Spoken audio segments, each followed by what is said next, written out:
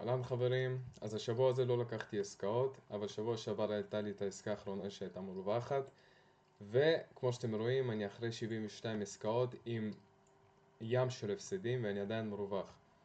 מה הסוד? הסוד הוא שלא משנים אסטרטגיה, מתנהגים כל יום אותו דבר ושוכחים מה קרה בעסקה שעברה.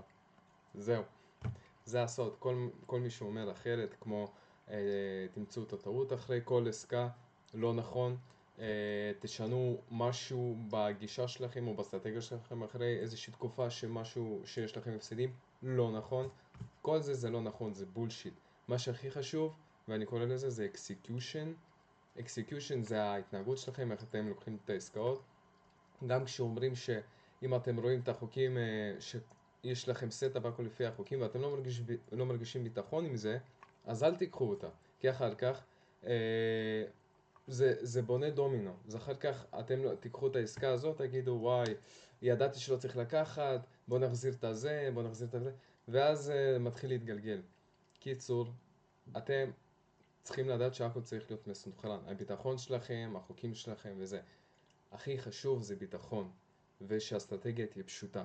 זהו, זה מה שווה לכם, תרווחיות, הנה, תראו את זה.